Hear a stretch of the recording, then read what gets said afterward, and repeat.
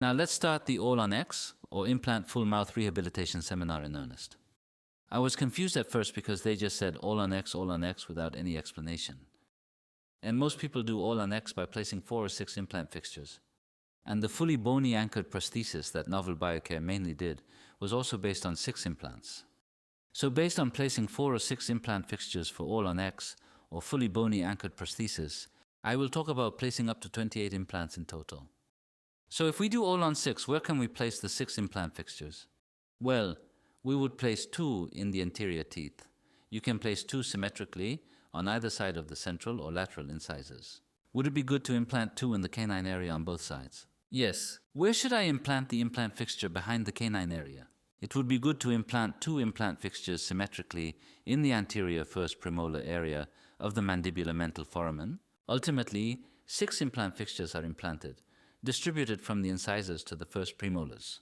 If you do Allon4, 2 implant fixtures are implanted symmetrically in the incisors or canines and 2 in the first premolars for a total of 4 implant fixtures. A full arch prosthesis is created using a multi-unit abutment, which is then screwed into the implant fixture. If you are not using a multi-unit abutment, you can make an I-bar using an abutment that is connected to the fixture level and make a bar over denture.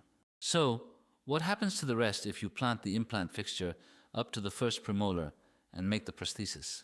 The posterior molar area behind the first premolar is all prone to cantilever. In actual clinical practice, there are attempts to reduce cantilever by slanting the implant fixture in the first premolar area toward the posterior molar area and using an angled multi-unit abutment to make the prosthesis. However, this only complicates the problem. Not only does it not completely solve the cantilever problem, the possibility of another problem occurring due to the inappropriate implant fixture placement inclination increases. And because an angled multi-unit abutment is used, the mechanical stability of the abutment may decrease, which may reduce the longevity of implant treatment. In the case of Allon4, it is necessary to secure stability by obtaining solid bone support. Especially in the maxilla, due to insufficient available bone or weak bone tissue, attempts are currently underway to increase implant occlusal support by using zygomatic implants or pterygoid implants. In other words, attempts to use zygomatic implants or pterygoid implants in cases where there is no residual bone due to the maxillary sinus are accelerating with the development of multi-unit abutments. An experienced and professionally trained oral and maxillofacial surgeon can treat zygoma, and to utilize the cortical bone anchorage of the pterygoid, a fixture as long as possible is implanted. The multi-unit abutment can be used as an integral fixture or a multi-unit abutment screwed to the implant fixture by connecting it to the multi-unit abutment fixed to the fixture implanted in the anterior region. Allon4 or Allon6 treatment can be performed. Ultimately, in order to safely perform Allon4 or Allon6, bone anchorage of the implant fixture is most important, and a multi-unit abutment that allows for the fabrication of prostheses must be used.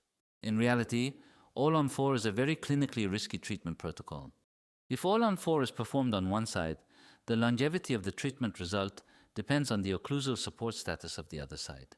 For example, if the occlusal support of the remaining teeth is good in an arch that occludes with Allon4, the worst outcome can be predicted.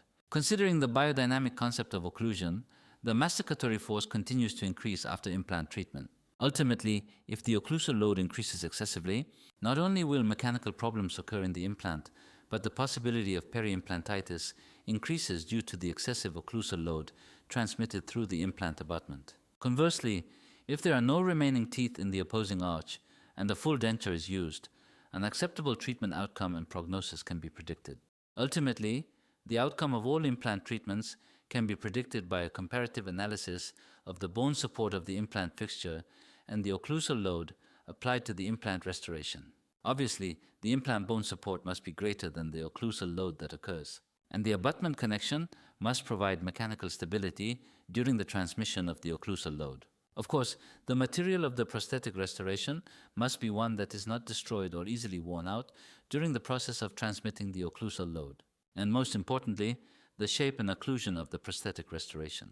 The shape of the artificial tooth that forms the centric relation, maximum intercuspation, must be understood as a three-dimensional spatial concept that is created by the occlusion of the upper and lower jaws. Ultimately, the spatial position of the mandible is determined by the mandibular-centric relation maximum intercuspation. And the eccentric relation tooth guidance and diastema that control the patient's mandibular movement are controlled by the three-dimensional tooth shape of the prosthetic restoration, and the relative size difference between the overbite and overjet formed by the occlusion of the upper and lower teeth. Ultimately, it is the functional form of implant prosthesis restoration that determines free mandibular movement and stable mandibular position. Ultimately, if you think about dental occlusion, the ultimate AllonX is Ono on 1, which places one implant for each missing tooth. In other words, implant treatment should be done with the concept of one-on-one or one-on-one. The number of implants necessary and sufficient for full arch implant treatment is 14 in the maxilla and 14 in the mandible, for a total of 28. Generally, fully bony anchored prostheses are not used in the maxilla and are mainly used in the mandible.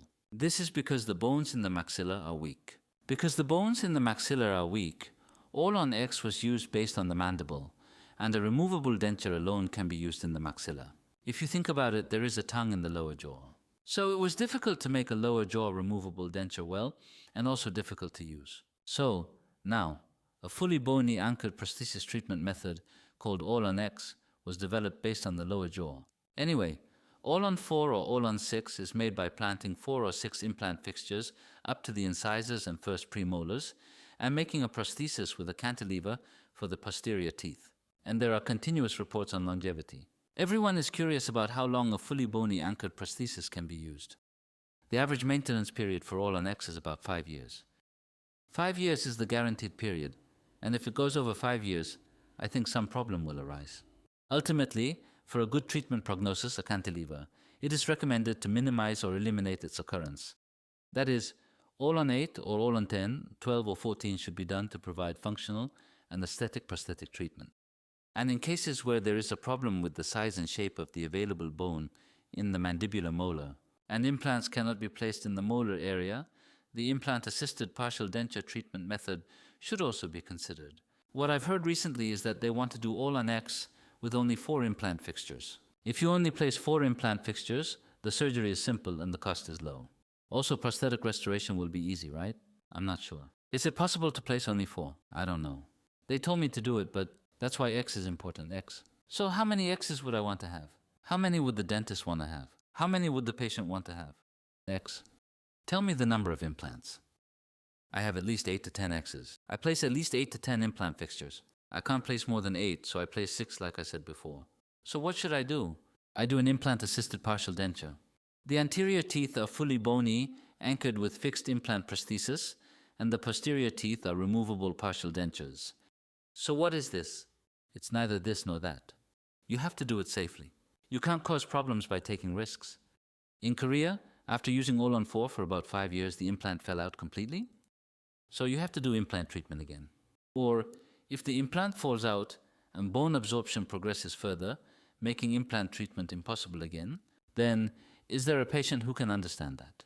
In this patient's case, implants were placed in both the maxilla and the mandible, but peri-implantitis occurred. The fundamental problem lies in the increased occlusal load. If implants are placed in both the maxilla and mandible, the occlusal force may increase excessively, and the bone tissue supporting the implant is destroyed in the process of absorbing and distributing the excessive occlusal load. In particular, poor implant placement position and direction alter the process of transmitting and distributing the occlusal load. And if there is a problem with the vertical dimension and the centric intercuspation occlusion, bone destruction occurs in the process of transmitting and distributing the occlusal load from the implant to the bone tissue. Ultimately, bone destruction also occurs if you ignore the quality and quantity of available bone and forcibly place too many implants. In other words, occlusal support is not provided by the implant fixture, but is formed by the bone tissue surrounding the osseointegrated fixture. Therefore, the size and number of fixtures that the available bone cannot allow are the primary causes of bone destruction. Of course, the size and quality of the available bone provide the foundation for the formation of occlusal support. Ultimately, the occlusal support of weak bone tissue cannot withstand excessive occlusal loads, and in order to transmit and distribute the occlusal load, the fixture must be implanted in the exact location and direction. What I heard from a junior who used to work at a university hospital was this. There was an elderly gentleman who was going around asking for a medical certificate. It seemed like he had requested a medical certificate from almost every university hospital in Seoul. He said that he had a full mouth implant done at the most famous hospital in Korea, but it all failed within 3 years. And it is said that extensive bone loss occurred during the implant failure process. And then, implant full mouth rehabilitation is no longer possible. I guess she ended up getting a removable denture. So she said that she thought her life was completely ruined and filed a lawsuit. And it is said that she carries a lot of lawsuit documents with her. It is said that all the records are there. It is said that she recorded in detail not only the date and process of her treatment, but also the contents of her consultation. It's scary to talk about that. I have so many patients come to me complaining even if 1 or 2 implants go wrong. Even after 10 years, they still come and complain. They get really angry and ask for a refund, even after 10 years. It doesn't make sense. Then you can just explain it to them rationally and do the implant again. But something like AllonX costs a lot of money. But if it falls out after 3 or 5 years, can you afford it? You can't. In case of a problem, you need to present a suitable solution or alternative. You need to explain the cause and effect in detail to the patient about the clinical symptoms and phenomena and present a future treatment plan. In this patient's case, a full denture was planned for the maxilla. Occlusal support was secured using the implant in the remaining maxillary left second molar area with the concept of overdenture. By adding an implant to the maxillary right second molar area, an implant-supported overdenture was performed in the maxilla with the concept of symmetrical occlusal support. In the mandible, a fixed prosthesis was created by adding fixtures to the anterior and first premolar areas to secure as much implant support as possible based on the remaining fixtures. In other words, the mandible was treated with AllonX, Allon9, and the maxilla was treated with an implant-supported overdenture using 2 implants. In other words, the occurrence of excessive under-occlusion was prevented with a maxillary removable denture. Ultimately, the prognosis of mandibular Allon9 is directly related to occlusal force. So, when considering this situation, you need to seriously think about X. I think it would be right to think carefully about how many X implants are well suited to the patient's condition. So, in the end, how will we diagnose, treat, and follow up the patient? That's very important. AllonX is technically difficult, but it can be done if we research it. Any dentist who does implants can do it, and all dental technicians are good at making prosthetics. There's nothing that AllonX technicians can't do. They all do it. But if the treatment plan is wrong, the results can be quite serious. So I recommend you think about this. Let me tell you more about AllonX. I'll also talk about implant-assisted partial dentures, and I'll also talk about full dentures. Then I'll explain about full mouth rehabilitation with implants, and then I'll explain a little about dental occlusion. Subtitle: I think I'll finish the lecture on AllonX. Ultimately, many dentists want to do implant full mouth rehabilitation. And there are many implant full mouth rehabilitation patients. But what you need to decide before doing implant treatment is, you need to first decide whether the final implant prosthesis will be screw fixation or cementation. The reason I liked screw fixation in the past was because the prosthesis could be loosened from the implant. But this means the fixing screw would loosen. I like cement fixation, cement retention, but the problem is that if the abutment connection loosens, there's no follow-up. That's why we developed an abutment connection, such as the S-lock implant, that has a retaining screw that does not loosen or rarely loosens. Ultimately, most screw connections are fixed in implants. It seems that many people are choosing screw fixations that can be retightened because the screws tend to loosen. Those who use Morse taper screw connection implants cannot have cement retention. And all implants that do not use a locking taper abutment connection cannot have cement retention, because there is a high possibility of the screws loosening. This is because if the screws loosen in the cement-retained implant prosthesis, the prosthesis must be removed to retighten the screws.